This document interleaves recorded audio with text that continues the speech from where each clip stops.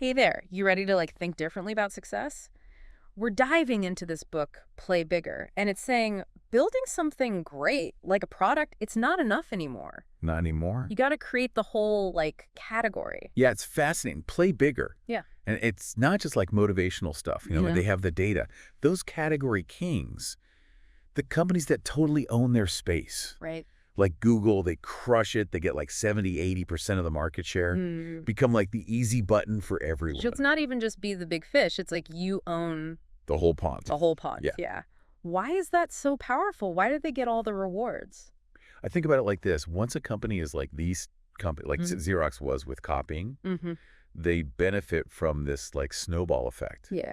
Every new customer, every partnership just makes the category itself more valuable. Yeah. And then boom, it's like a self-fulfilling thing. So how do you become that? How do you become the category king? What are the steps? So Play Bigger has this idea of the category design triangle. And it's like this recipe, you need three things. First, you have to design the category, Okay.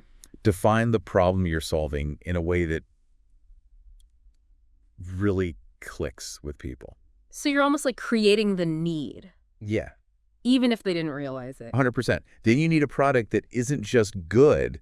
It has to be like the answer to that problem you just so amazingly explained. Okay, so you've got that perfect problem. You've got this amazing product. What's the third thing? You got to design the company too. Oh, okay. Everything you do, from culture to how you operate, even who you hire, Wow. it's all got to be about this category. So you're not just building a business. You're building almost like a movement, Yes. a group of people who believe in this thing. Yes. But how do you get that initial spark? Play Bigger talks about this, right? Where these insights come from. Yeah, they break it down into three main types of insights. There's market insights, technology, and cultural. Okay. So market insights, those are all about spotting the needs that nobody's meeting or solutions that are just the worst, like Yeah. Salesforce did with that old CRM software. They saw businesses were just dying with these expensive, clunky systems. Yeah. And they were like, we can do this better. There's a better way. Cloud-based CRM. So you're tapping into a frustration and offering a solution. Exactly. Then you have technology insights. This is where the scientists and the engineers, they create something incredible before the problem it solves is even a thing. What? Yeah. Like VMware and their virtualization technology. Okay. It was game-changing, but nobody even knew they needed it yet. So it's like they invented the smartphone before we stopped using The flip phone. Yeah, or like a PDA in a phone. And Separate cameras. Well, okay. Exactly. And lastly, cultural insights. This is about noticing how values, people's beliefs, even just behaviors are changing. That's an opening for something new. Think about 5-Hour Energy. Okay. They totally nail that always-on feeling. We need a boost, all the time. Because our world never stops. Never. It's like they bottled that feeling of, ugh, I need a nap, but I have a deadline. Yes. Okay, so you've had your aha moment, right? You found that thing that's missing. How do you tell the world about it in a way that actually makes people care? That is where your point of view comes in, your POV. Okay. And this is way more than just a tagline. This is the story you tell that makes your company the solution. So it's got to be informative, but also really speak to people. Yes. It has to resonate. Do you have an example of somebody who nailed this? Oh, Palm computing back in the day. Okay. Everyone was trying to jam a whole computer into a tiny little package. Great. It wasn't working. Palm's like, whoa, hold up. These aren't supposed to replace your computer. Yeah. They're like companions, extensions. That right there, that shifted everything. So they're like, this isn't a smaller computer. It's like a super PDA. Exactly. Which at the time was brilliant. Genius.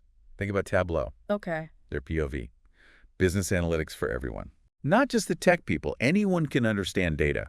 They weren't just selling software. They were selling the idea that data is powerful and accessible. Okay, so the POV is the packaging, the thing that makes the category And your solution. irresistible. Yes. But you still have to get the world's attention, right? 100%.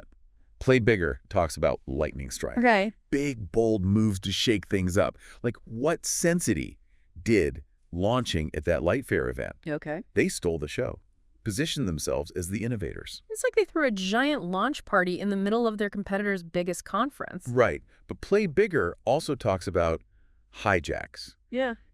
Using what's already happening to get people talking about your category.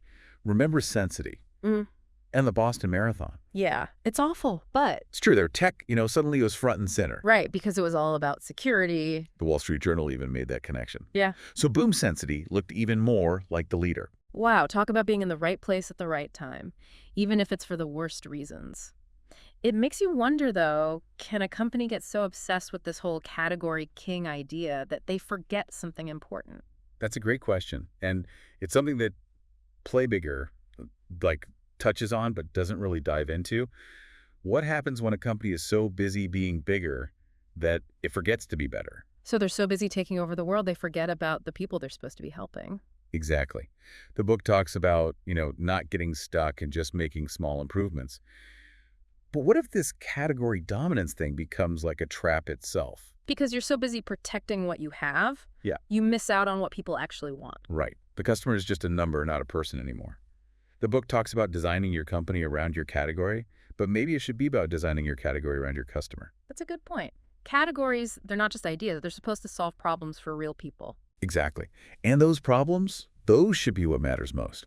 Play Bigger talks about this category flywheel, this cycle of success. Okay, so how does that work? What are the pieces? So first, you got to get a big chunk of the market early on. Those first customers are key. They're your hype squad. Yes. Mm-hmm. But you can't just ride that wave forever. You need to keep innovating. The category kings, they never stop. Because if you stand still, somebody's going to pass you. Exactly. And that constant innovation, Mm. that's how you build that third piece, a whole ecosystem. Yeah. All those developers making apps for iPhones and Androids. Yeah. They're a huge part of why Apple and Google are on top. They're not just companies anymore. They're like universes of stuff all connected to their main thing. Right. And that ecosystem, it creates this powerful effect. More people join. It's better for everyone. The king stays king. Facebook's a perfect example of this whole flywheel thing. They started connecting college kids, and now They're everywhere. they're everywhere. They just keep growing, adding stuff, buying companies. But Play Bigger takes it even further right. It's not enough to create a category. You have to keep creating. Yes. It talks about these legendary companies, the Yeah. category creation machines like Corning. Okay. They've been doing this for over 160 years, Mm. from Pyrex to fiber optics to Gorilla Glass. Wow. So they're always looking for the next big problem to solve the next category to own. Right. Which makes you think about Apple. Can they still be Apple without Steve Jobs? Can they keep that going? Good question. It's not just companies, though, right? This Play Bigger idea, people can do it too, become like the category kings of their careers. Totally. The book's last chapter, it actually tells you to think of yourself as a category of one. Figure out what you're amazing at and own that space. So instead of climbing the ladder, you build your own ladder in a category you created. I like that. It's empowering. Play Bigger reminds us that we can all make a difference. Find that thing that's missing, the thing only you can rub, and build your category around that. Okay, we've talked about how powerful categories are, but the book makes a point of separating categories from brands. What's the difference? Good question. Think of it this way. Your brand is a promise, right? It's what people expect from you. Your category, that's the problem you're solving, the need you're filling. A strong brand is important, but Play Bigger says it's the category that really matters in the end. Because if you own the category, you are the solution. Exactly. Imagine trying to beat Google in search. Good luck. But even the strongest categories, they change. That's where continuous creation comes in. So you got to be ready to adapt. Always be looking for what's next. 100%. Can't just chill and relax.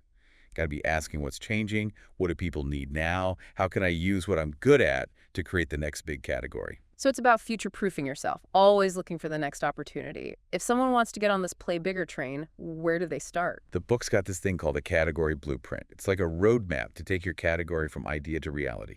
You have to define it first. What problem are you solving? Who are you solving it for? So be really clear about who you're talking to and what they need. Then you got to make something that's the answer to that problem. And I don't just mean it has to work. It has to embody the promise of your whole category. Every little thing about it needs to support the category you're building. Yes. And don't forget about designing your company to fit the category. Your culture, your processes, your team, all of it has to be on the same page, working toward that same goal. It's like creating a world where the category can grow, where everyone believes in it. But Play Bigger also talks about those big moments that grab attention. Those lightning strikes, Yeah. right? Those big, bold moves. And they're not just for show. They have to be strategic, shake things up, grab people's attention. Like Sensity at that Light Fair event, they knew how to make a statement. Exactly. But the book says those lightning strikes, they work best when they're part of a bigger plan. So don't just launch fireworks because they're cool. You need the whole strategy first. Then you use the fireworks to make it even bigger. Exactly. And that's where this idea of mobilization comes in, getting everyone in your company excited and working towards the same vision. It's like you're not just employees, you're all part of something bigger. You're category evangelists. The book talks about writing a category manifesto to really lay out your vision and get your team pumped up. So in the world of play bigger, getting comfortable is like the worst thing you can do. The enemy. You got to keep pushing and questioning everything. And that goes for individuals too. If you want to play bigger in your career, you got to keep learning. Always. You can't just be good at what you're good at now. You got to evolve to stay ahead of the game. That's a big part of play bigger, isn't it? It's like saying your career isn't a ladder, it's a whole category that you create and dominate. But there's this tension the book talks about between being a category king and real innovation. Let's talk about that. Good catch. The book says, watch out for focusing too much on better instead of different. But what if building and protecting a category actually stops truly groundbreaking ideas? It's like you built this wall around your category and now you can't see anything outside of it. Right. And it's often those outside ideas, the ones that don't fit, that lead to the really big breakthroughs. The ones that change the rules and create totally new categories. Exactly. So how do you balance this whole category building thing with being open to those disruptive ideas? Play bigger doesn't really answer that. It's a tough one. Yeah. Because you need that focus to make your category strong, but you also don't want to miss what's coming next. It's a balancing act, for sure. And that's where I think you need some self-awareness. Right. While you're building, ask yourself some hard questions. Like what? Give me an example. Are you still solving the right problems? Are you stuck in your ways? Are you ignoring ideas just because they don't fit your category right now? Those are good ones. You got to be willing to change, even if it means changing something that's working, if it means staying ahead. Exactly. The best category creators are the ones who keep learning and adapting. They get the categories are like anything else, they have a lifespan. They're born, they grow up, and eventually... They fade away. And the companies that last are the ones that see those changes coming. Right. They know when it's time to move on to the next big thing. Yeah. It's about always creating new categories, always looking for new ways to play bigger and make a difference. It's about disrupting yourself before someone else does. That's a powerful idea. It really is. It's about staying curious, staying flexible, and never losing sight of the big picture. And with that, I think we've covered a lot in our Play Bigger deep dive. We talked about category design, building that flywheel, and the challenge of staying innovative. We saw how these ideas work for companies and for us regular folks. We can be the category kings of our own lives. And as we wrap up, I want to leave everyone with a question. Something Play Bigger got me thinking about. Okay, I'm ready. Hit me with it. So Play Bigger. It says that category kings, they're usually built on these strong values, like a real sense of purpose. But we've been talking about this, there's this potential downside to like having all the power. So here's my question. Can this whole category thing, this drive to create them, can it make us blind to what it's actually doing? Like ethically, are we doing the right thing? That is like the question, right? Mm-hmm. Any leader, anyone creating something new has to think about that. And Play Bigger, they know categories are powerful. They change how we see things, what we choose, the whole world, really. Right. So we could end up making categories that, yeah, they're successful, but like at what cost? Exactly. We might be like, okay, we can do this, but should we? It's that whole more power, more problems thing. We got to think about the values baked into these categories and what they do to the world around us. It's bigger than just making money. Totally. That's where being a good human comes in. Yeah. You need that moral compass. If you want to play bigger, you got to stick to your principles. Yeah. Ask yourself the tough questions. Does this category, does it match what I believe in? Am I helping or hurting? Am I fixing a problem or causing a new one? Those questions, you got to ask them all the time. Every step of the way. Yeah. And it can't just be you in your own head. You need different people, different opinions to challenge you, make sure you're not missing something. Because wanting to create something new shouldn't mean we forget about being decent human beings. We got to watch out for those unintended consequences, the downsides of the categories we create. Yeah. It's about ambition, but responsibility too. Couldn't have said it better. I think Yeah. that's a great place to wrap this up. Play bigger. It makes you think about success in a new way, right? Mm-hmm. Not just making something better, but creating something totally new. It's been an awesome deep dive, this book. It's got the goods for anyone who wants to make a real impact, do something that matters. If you're ready to ditch the old ways of thinking, to think bigger, become that category creator, Play Bigger is it. It will give you the knowledge, the practical steps, and real examples to make it happen. Leave your mark on the world. Love it. So we're going to leave it there. Until next time, keep exploring, keep innovating, and keep playing bigger.